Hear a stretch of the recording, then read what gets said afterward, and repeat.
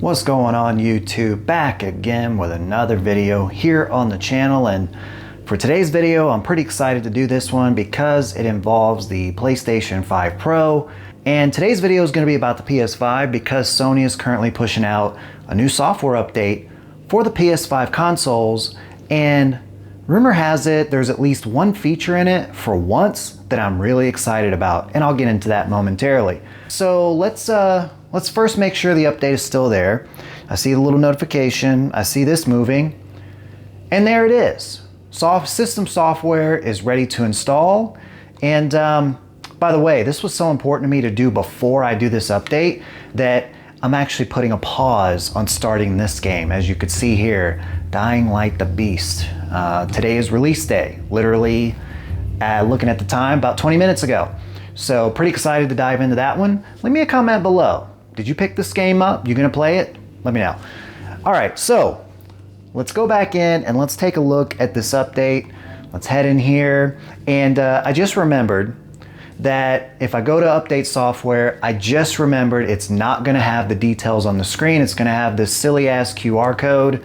Sony, why did you go away from just putting the new update details on this screen? I don't know. Let me back out of here real quick. I'll put up a screenshot or maybe a few screenshots of what comes with this update. There's one thing in particular that I'm excited about for this update, and it involves this. The controller, and specifically the Edge controller, at least my Edge controller. And where is it? I set it down. I'm most excited for this one right here. Yes, that's right. I have two of them, one in the white, one in the black. And the reason why this is exciting for me is because this software update is supposed to enable a feature to where you can essentially custom map this controller to utilize on different devices by, I'll get back up here, like utilizing different button combinations. So, you can I guess hold, well, I'll figure it out, but you hold some button and you can map it to these right here apparently. And why this is important to me is right now, this white controller has been basically doing double duty for a while between my PlayStation 5 Pro and my PC. And I can't tell you how annoying it is to have to always go and manually connect with the cables. All right, let's go ahead and get the update started. So let's go back in there. Let's go download system software. Let's get it going. And stupid ass code. All right, we get the restarting your PS5.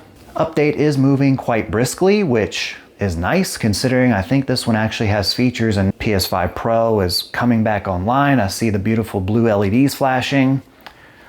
And please wait, that's what we're doing. Okay, it's actually installing the file now. We'll see how quick this is. Yeah, it's moving quick enough that I'm not gonna stop rolling here. So you're just gonna have to bear with me here for a second. But man, I'm really excited about that controller thing because I can't tell you, it is so annoying. I play on the PS5 Pro and it's I want to hop on the PC and play. Yes, I could use the keyboard, the gaming keyboard and mouse that came with it. I just haven't gotten there yet. I'm an old guy, and I'm a console player at heart, been playing consoles for many years, and I need to learn. Hopefully there's a tutorial in there. All right, here we go. System software update is complete. Let me go ahead and get up and do this for you for dramatic effect.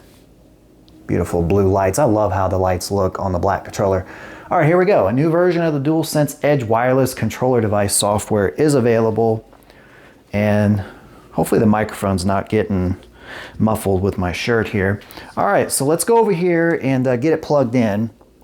I don't know how well this is gonna work because I'm not using the one that came with the console. I'm using a aftermarket one here, but let's go ahead and get things plugged up here. All right, let's update now. Let's see how we're looking. Look at that. Ooh. Okay. A little bit of a nerd out there with the excitement over the color. God, that blue over the black looks so good. Okay, moving right along here. And sorry guys, this may turn into a little bit longer of a video than I originally had intended. I thought this one might be a little bit shorter. All right, there we go.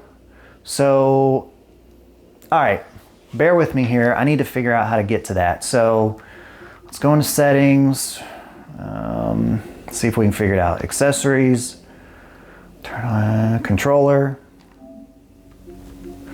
Okay, I see communication. Okay, everything's kind of grayed out. Game presets, controllers, is it under here? Wait, to change DualSense Edge wireless control, go to accessories. So, wait, there it is, related. Okay, it allowed me just to come straight in here. Custom profiles, function menu, take the tour, device software. All right, maybe I'll need to do my own tutorial here and figure out how to do it. Okay, function, no, that's not gonna be it. Yeah, cancel the tour. All right, let me pick the video up once I figured out how to actually do this. All right, guys, upon further review, I guess it's not something you actually enable in the settings menu.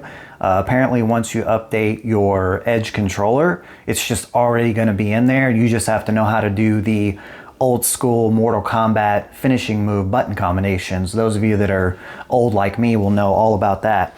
But let's go ahead and test this out. Let's see here. So I'm actually gonna do this on the white controller because this is the one that's gonna have shared duty, no doubt. So let's go ahead and plug it in. And then once I turn this on, it should tell me I need to update. There we go. Let's get it updated. And then we're gonna do a test on here. Restarting it, that's cool. Okay, I see it flashing up. By the way, just the blue on this controller just doesn't hit like on that black. But allegedly, what you do is, let me go ahead and turn it off. Okay, so once it's off, no, actually turn off. What you do is, matter of fact, let's unplug it because I don't know if that screws anything up. So what you do is you're supposed to press and hold the PS button and then at the same time pick one of these four to map it, okay? So for example, if I was gonna map this, let's say I was gonna map this plus circle to my PC, because from what I can tell, if you map it to triangle, that's PlayStation by default. And I'll be curious to see when I wanna just use the PlayStation, can I still just do this with the PS button, or do I now have to do a combination of those two? That would be kind of annoying. But anyway, what you're supposed to do is press this and this at the same time, hold it for, I don't know, a few seconds. This is gonna start lighting up like a Christmas tree.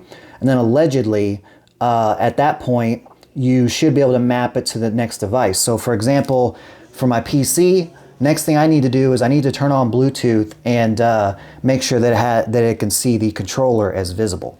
And here's a quick shot of my gaming PC so you can see what that looks like. Pretty cool. All right, we're over here on the gaming rig now, and I'll show you a different camera angle on how to get the controller pairing, how to get the controller into pairing mode, but I'm gonna go ahead and do that right now since I don't have a good camera set up here, sorry. What you're gonna wanna do is I'm gonna go ahead and pair it to my PC here. So I'm gonna go over here to the connections, and as you can see there, it says new device, DualSense Edge wireless controller. Let's go ahead and click that, connecting, and it says it's connected. So let me hop into a game real quick and we'll test this out. Okay, let's get out of that. Let's try holding it down.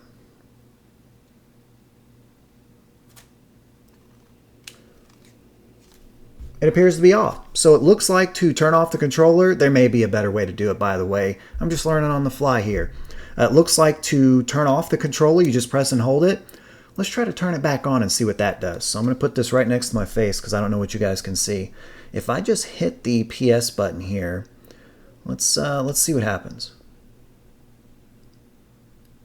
Okay, and I'm gonna go back to my connections here and see if it's showing connect, and it is.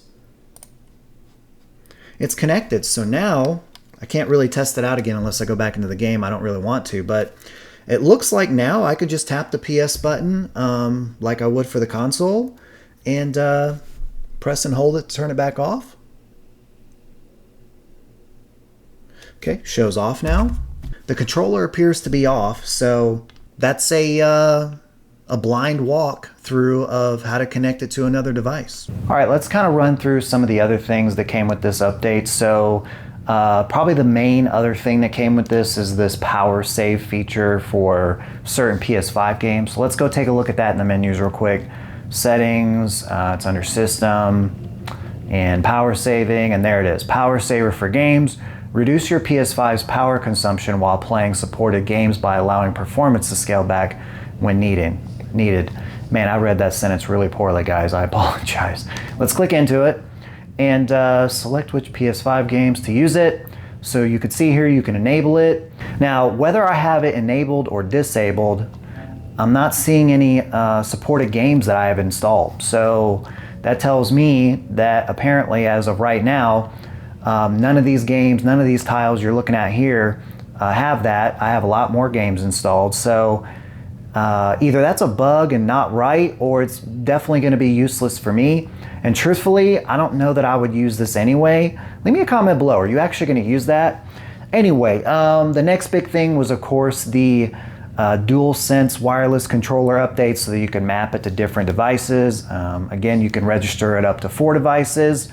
And then the other thing it says is that they've updated the software in general for the DualSense Edge, PlayStation VR 2 Sense controllers, and Access controller to improve stability. So outside of that, you have the usual: improve the messages and usability on some screens, and improve system software performance and stability. So in general, a big update here because you're getting actually 2 noteworthy things, especially if Power Saver means something to you. But for me, the controller thing is going to be awesome. I can't wait to take advantage of that. But again, I apologize. This video went on a lot longer than I really wanted it to. So if you're still here watching, thanks for sticking with me through the video. And that's going to do it. If you did enjoy the video, please be sure to hit that like button. It really helps me out. And if you're not subscribed yet, now's a great time because I do software updates, things like that, for not just PlayStation 5 consoles, but for displays as well. So like for my LG G4 here. But with all that being said, until the next one.